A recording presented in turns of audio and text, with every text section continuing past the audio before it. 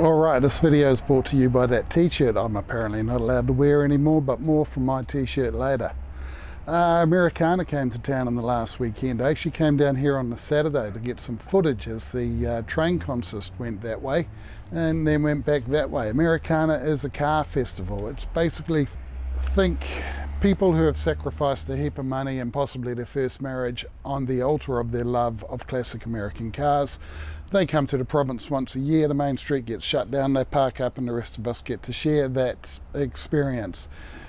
Fun for the first few years, gets a bit tedious after a decade or so, but I went down and took some photos of it. What interested me about Americana this year was that Steam Incorporated, that outfit that featured in my last video with the steam locomotive. They brought their two North American built diesel electrics up to join in the Americana. They went through that way on the Saturday afternoon and then re-marshalled, re-lashed up down at Stratford railway station about a kilometre that way and then came back. I chose this spot for a couple of reasons. One is that it's close to where I live, and two, coming into the station I'll be moving quite slowly so I'll get some good footage. Well, at least some questionable footage.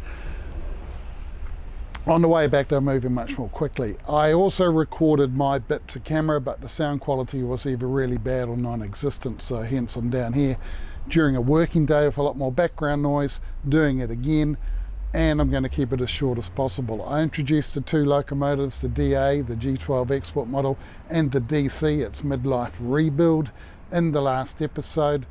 Really today I'm going to talk more about my conceptualization of them.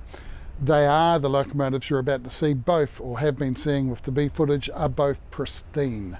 During their service lives they were never pristine together, because when the midlife rebuild happened, the locomotives that were the before picture were age wearied, grubby, miserable. Got a heap of Instamatic photos, well, 2 or 3 anyway, that I took when I was at intermediate school, and you can do the before and after comparison with what we have now. One of the DAs you're going to see today is a phase 2. That means it was built under license by Clyde Engineering in Australia. It has the key difference of the platform across the back of the long hood, and you'll see one of the photos with the shunter standing on that platform. I didn't know the phase 2 had that feature until I saw them in preservation, because, you know, it turns out I'd never seen one before.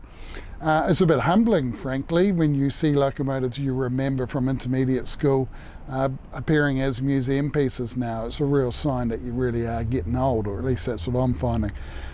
Good to see them again. I've seen locomotives like this my whole life, but it is good to see them go past. I really enjoy that. And I hope you enjoy me bringing these videos to you. I'm going to make a few more of them because 1, they're really easy to make, 2, I quite enjoy it, 3, there's no research, because I'm talking about how I think of the locomotives.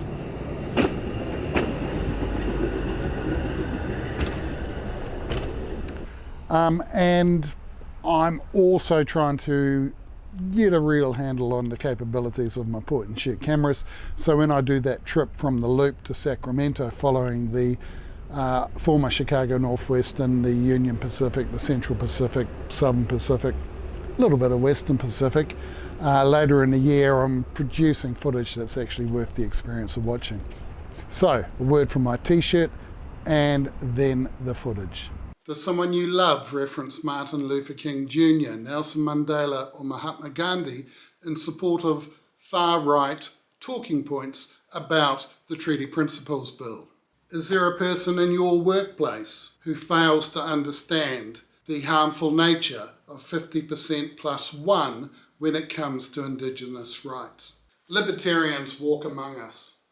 They can be impossible to detect until they open their mouths. They could be your nearest and dearest. They could be the treasurer of your local surf club, and you don't find out they're a libertarian until they start serving that jail term for serious sexual assaults. They move in secrecy until they open their mouths. And the best way to get a libertarian to open their mouths, I've found, is by wearing a t-shirt like this. This t-shirt, not this t-shirt, a t-shirt just like it could be yours by simply Googling it and ordering it off the people who make it, like I did. Libertarians cannot resist sharing their tortured takes on the history of this country. And by opening their mouths, you know who to avoid. All right, back to me. Yeah, all right, I'm happy enough with the footage you're about to see.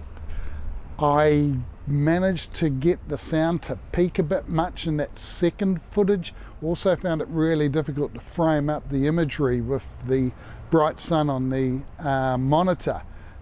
Kind of guess and shoot rather than point and shoot, but you know, it's okay.